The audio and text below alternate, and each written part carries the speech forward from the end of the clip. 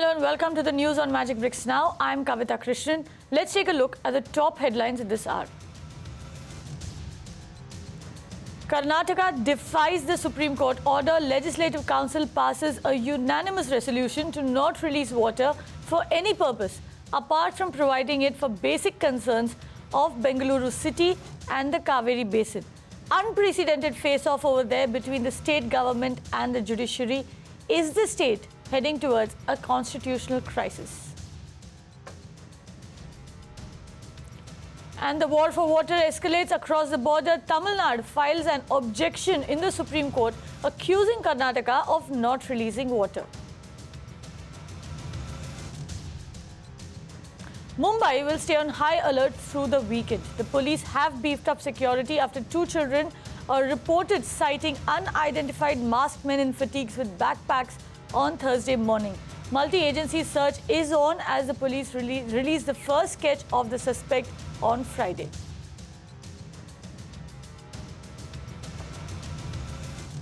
And pothole nightmares continue in Mumbai. Citizen struggles for over 2 hours to get his leg pulled out from a pothole, while Mumbai's BEST buses slam the brakes, say repair the roads or we will suspend services. And in the national capital, as dengue and chikungunya fear grips the citizens take over. Resident associations kickstart a drive to clean up their neighborhood. On to the big real estate story that we're tracking. SEBI makes it easier for real estate companies to raise money through REITs or real estate investment trusts. The altered norms will allow REITs to invest up to 20% of its corpus in under construction projects.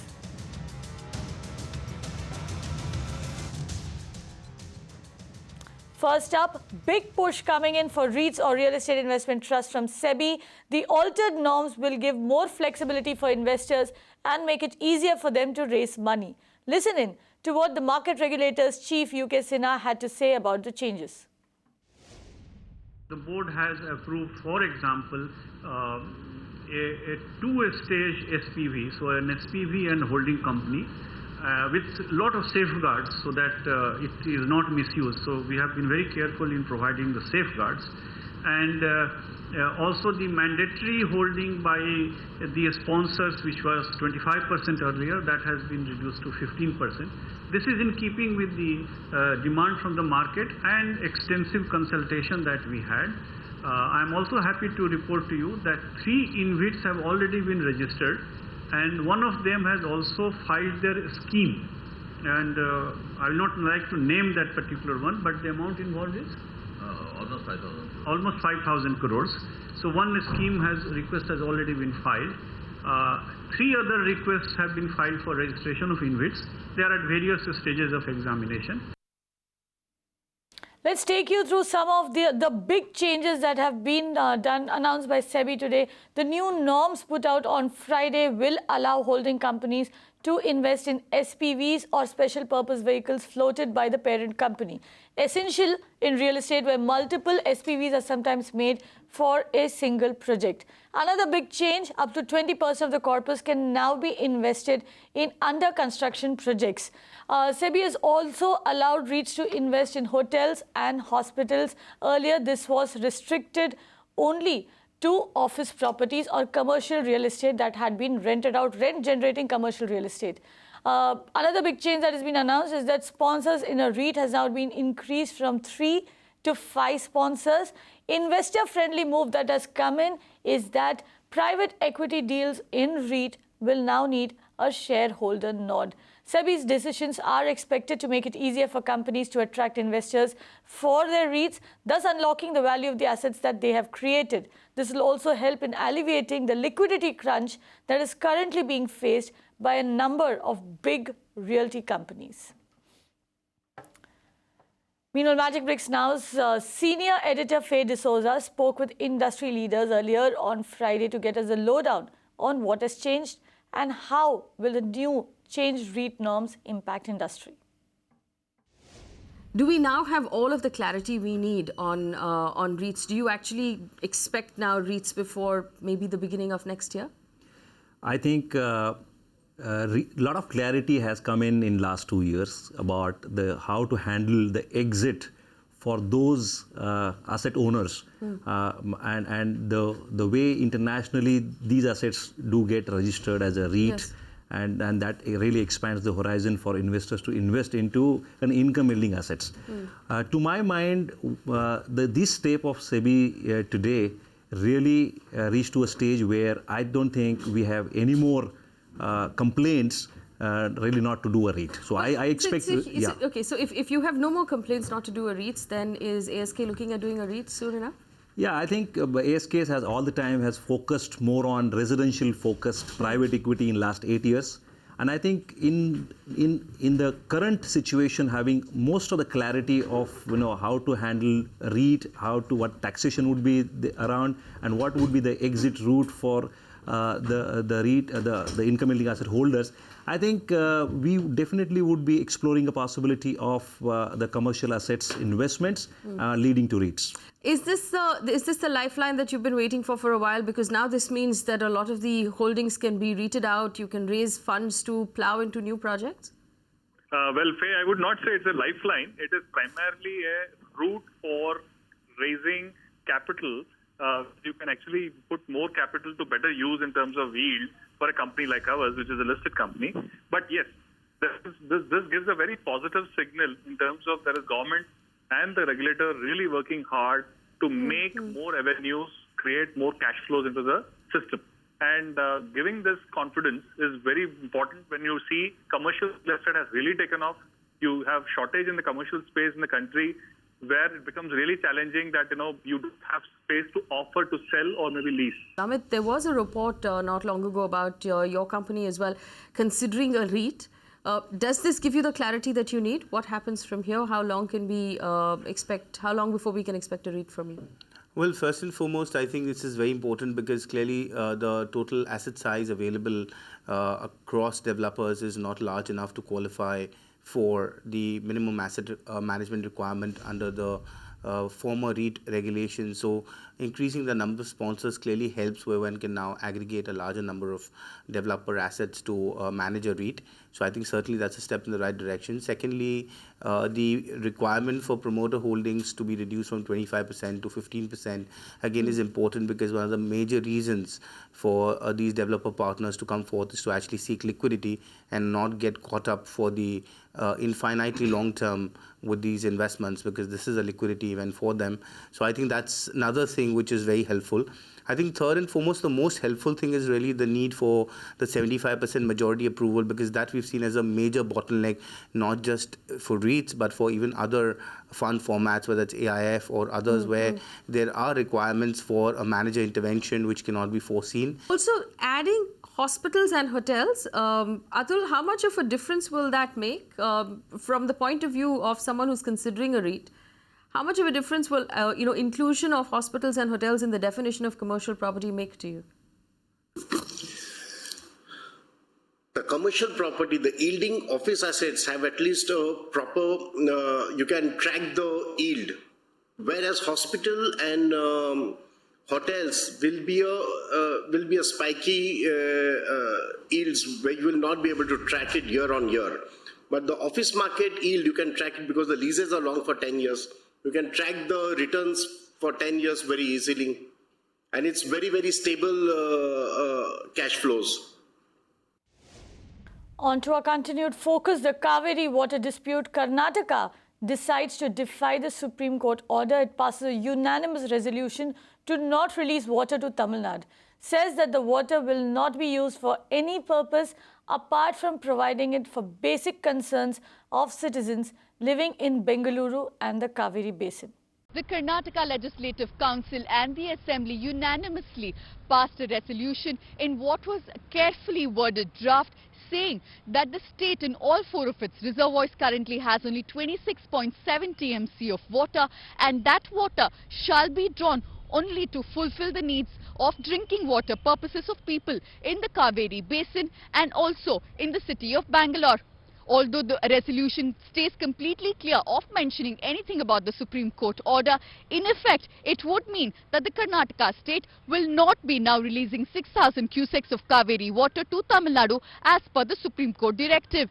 And although leaders from across party lines here in Karnataka say that this will not amount to contempt of court, as the state is not unwilling but is unable to abide by the Supreme Court order, many legal experts still have differing opinions on whether or not this would mean contempt of court. But irrespective of which way it swings, this historic move eventually will bring forth a constitutional crisis where again the question of who is greater in a situation like this, the judiciary or the legislative arm of the constitution, has been brought forth yet again.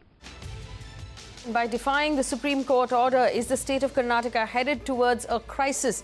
What does this mean then for the citizens of Bangalore? That Karnataka government, Karnataka legislature have taken a stand not to share water to Tamil Nadu because the Supreme Court judgment had mentioned that the priority for water should be only for drinking purpose, then for irrigation and then for power sector. What will be the way forward then if and we understand Tamil Nadu has approached the Supreme Court again? The gentleman talks about coming together there in Karnataka. He probably means ganging up against the Supreme Court. What we are likely to witness now, in fact, this is entirely precipitated by that resolution, is a constitutional showdown between two estates of democracy in our country, between the judiciary and the legislature. Please understand that when it comes to the Constitution is supreme, and a basic structure of the Constitution is separation of powers between the executive, between the legislature and the judiciary. By actually coming up with this resolution, well, it is a constitutional crisis, as you rightly said, but then these are things that are subject to judicial review. It is contempt of court. Of course, the Chief Minister will say he's caught between a rock and a hard place, between privilege of the Assembly and contempt of court of the Supreme Court. But this is not some Cup Panchayat. This is not some, kangaroo court out there. This is the highest constitutional court of the country. Why But the point here, Sanjay Pinto, the point here that Nasir Hussain was making is that the Supreme Court order specifies that the water needs to be used for drinking. Now, the Karnataka government claims that that is the specification that is being followed in this particular case, that it is not an outright defiance of the order. No, it is an outright. I mean, you may play with semantics. I mean, I've been hearing this argument for a long time advanced by Karnataka, with all due respect. We all have friends, we all have relatives across the border in Karnataka. But let me tell you, it's juggling with semantics here. If you're saying it is irrigation versus drinking, then it should be irrigation versus domestic supply. If you want to stay with the terminology of drinking, then it's drinking water versus food. See, it's like this. An order of the Supreme Court passed on contest is binding on the parties. Under the constitutional scheme, an order of the Supreme Court becomes a decree.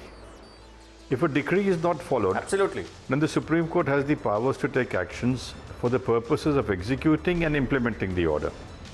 Now, if you have a dispute on the Supreme Court order, you have remedies within the Supreme Court. You can go up by way of a review or take appropriate action or move an application. Because this, I understand, is at the interim stage. It doesn't seem to be a final order adjudicating on the dispute in the Kaveri waters between Karnataka and Tamil Nadu. This dispute has been going on since 1990. First, the Interstate Water Tribunal came in. There were orders passed. There were proceedings in the Supreme Court which have continued. But now that an order has been passed, it is the obligation of a state, which is a constituent within the Constitution, to follow the orders of the Supreme Court. I know, being a responsible government, elected government, and both opposition parties, JDS and my party, Bharatiya Janata Party, have taken a very tough decision with lots of pain, because we do not have water for ourselves. We understand the judicial issue, but there's a lot of anger among the people, and there is a demand of water, and we do not know how is the rain going to respond in the next quarter as well. I think the whole problem is the lack of understanding, and fundamentally this is a question that the Supreme Court has already considered. Karnataka government has put up its representation before the Supreme Court. The Supreme Court has taken note of the quantum of water that is available, and on the basis of it they have asked for a very, very small portion. And moving on, Mumbai will stay on high alert through the weekend. This is what we are hearing from the police. Security was beefed up in the city after 2 school children reported sighting 4 suspicious men in face masks and army fatigues near their school on Thursday. NSG and State Police's Specialized Force 1 have now been roped in as the multi-agency search operations continued on day 2 for these men. Sindhu gets us this ground report from Uran. This is the jetty near Uran in Karanja, where a lot of fishermen come here in their boats and bring their catch of the day. There are also a lot of ferries that come from the gateway of India and other points such as Elephanta Caves and other islands that are there near Mumbai. It is a very important point when it comes to the point of security that regular checks are being made by the police even before this incident happened of the combing operations in Uran and the intruders that were spotted yesterday. The ships and the ferries that were coming and the boats that were coming here were regularly checked not only by the police but also the customs. The regulation here and the checking, the security clearances of the ferries and the boats have become more stringent after yesterday's incident, and the commandos and the police are right now making their checks in every boat that is coming here at this point. A very vulnerable point from the point of view seeing that behind me right here, what you can see here at the sea coast, at this place is adjacent to a creek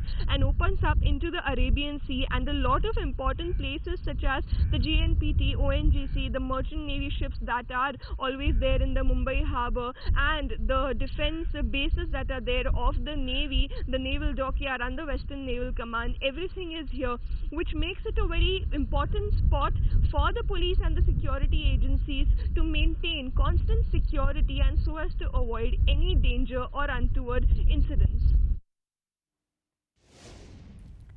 But what does high alert mean and how can you safeguard yourselves? Aishwarya Paliwal spoke to security agencies, spoke to the police and found out what it is that the Mumbai police wants citizens to do over the weekend. Listen in.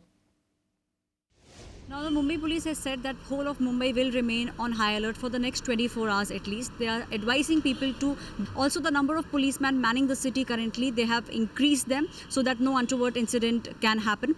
They are saying that just for the next 24 hours till the time tension subsides, the whole of the city will be on high alert. People need to be very careful. Schools and colleges have been open. People are, school kids are going to schools and colleges, but they are saying that you need to be on high alert. And if you see anything suspicious, the Mumbai police say that they want citizens to alert them about it. All the agencies, whether they are central or state, they are there in Uran and other parts. They are taking every precaution and they are capable enough to handle the situation.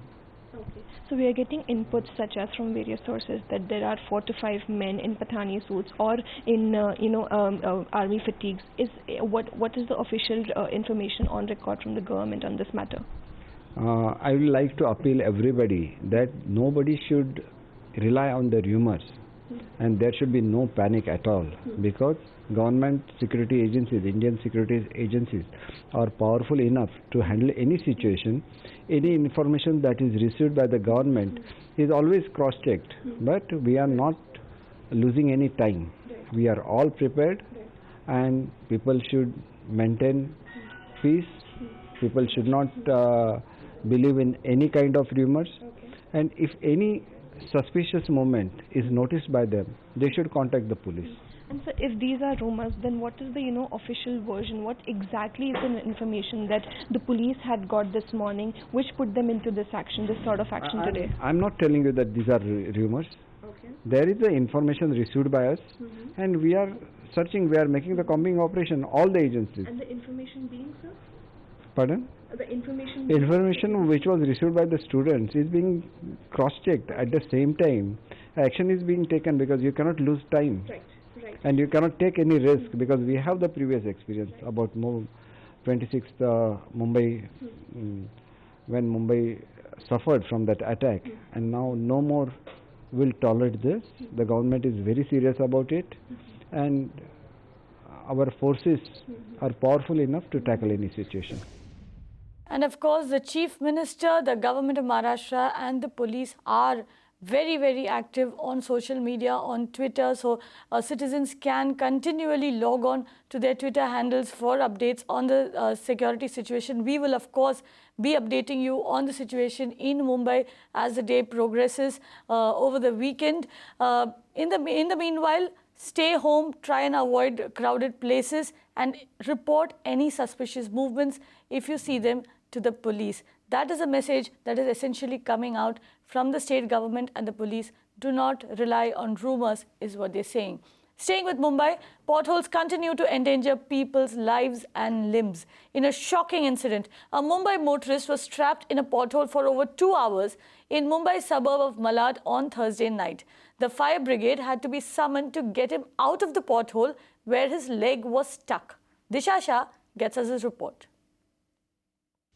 I'm standing in Malvani, which is in Malad West in Mumbai, and the place where I'm standing, this exactly is the same spot where a 26-year-old boy who has been identified as Deepak Pujari got injured due to this pothole which was left open. This incident occurred at 1 a.m. in the night when he was on his way back home and he was riding his motorbike. It was then his bike fell and slipped into this pothole. His foot was trapped for 2 hours and he was rescued later only by the police officials and the fire brigade after 2 hours. But you can see the condition of the pothole. You can see that it is just a temporary filling done by the corporation. You can see it's not that concrete. But what's surprising to know here is that if you just walk 2 steps away, you will find a second gutter which is left open and which has not been filled and repaired by the BMC. And if you walk 6 steps away, what you can also observe a third gutter which is left open and not repaired or not filled. No kind of filling is done by the corporation, not even a temporary one. In fact, residents here, they complain that they have been making repeated complaints at least to fill these open gutters, because they say it's very dangerous. Many incidents have occurred because of these open gutters. The last one that we saw happened on late Thursday night. So of course they say that this is quite dangerous. There are at times the street lights are not working, so this area is prone to accidents. But they say that the government has not paid any attention to their complaints. No workers, they come here to ensure that these open gutters are repaired or filled, and residents, they finally say that it is the high time that the government should act now. This is Disha Shah reporting here for Magic Bricks Now. In fact, the state of Mumbai's roads are so bad that even state-run agencies are up in arms over this. Authorities from the city's main bus service, the Brihan Mumbai Electric Supply and Transport Service, or BEST, recently wrote to the municipal corporation seeking immediate repairs on one of the arterial roads of the city. The BEST has in fact threatened to stop bus services on this road thanks to the potholes. Ruchi Deshpande gets us the details. I am standing here in the eastern Bandra suburb of Mumbai, which besides being home to a lot of government officials, is also home to one of the worst pothole roads in this city. I am talking about the stretch that connects the eastern Bandra suburb to the BKC, which is also one of the poshest suburbs of the city. Now this road is so bad, so much so that the city's public transport service BEST has written to the Mumbai Municipal Corporation asking them to repair this road as soon as possible. In fact, we have a copy of the letter sent by BEST to the Mumbai Municipal Corporation that states that there is huge inconvenience caused to the BEST buses while plying through these roads, and it's causing an inconvenience to the passengers as well, and that something should be done about it as soon as possible. In fact, when we got in touch with the BEST officials, they told us that they went to the extent of joining hands with the local corporator to ensure that at least some of these potholes were filled. They also thought about stopping the bus service with 3 of their routes on this road, but they were unable to do so since this road is very busy and it requires the best buses to ply on the same road. When we got in touch with the independent corporator who had joined hands with the BEST to fill these potholes, we learned that a PIL was filed by him about about 2 years ago in the Bombay High Court, which bore fruits just this week, where he told us that now the Mumbai High Court has directed the Mumbai Municipal Corporation to go ahead and fill that road, or at least repair that road in the next 4 months. We did try to get in touch with the Mumbai Municipal Corporation about this, but we received no reply from them. But as of now, until that work is over, this road remains one of the worst pothole roads in the city of Mumbai. Moving on to Pune, in a temporary relief to the absconding directors of Pune's Pride Purple Construction Company, the Pune Magistrates Court stayed the non-bailable warrant that was issued against them.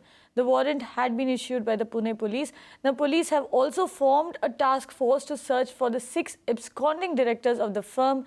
The absconding directors had in fact applied for anticipatory bail in the Bombay High Court, and hence the Pune Magistrates Court issued stay orders against the arrest pending a decision from the Bombay High Court. All the 6 directors of the Pride Purple Construction Company have been absconding since the 29th of June this year after the 14th floor of their housing project in Pune.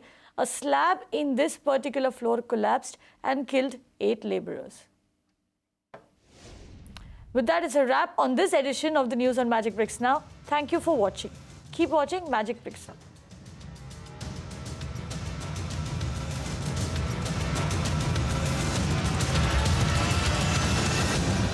You can watch live TV on our website mpnow.in.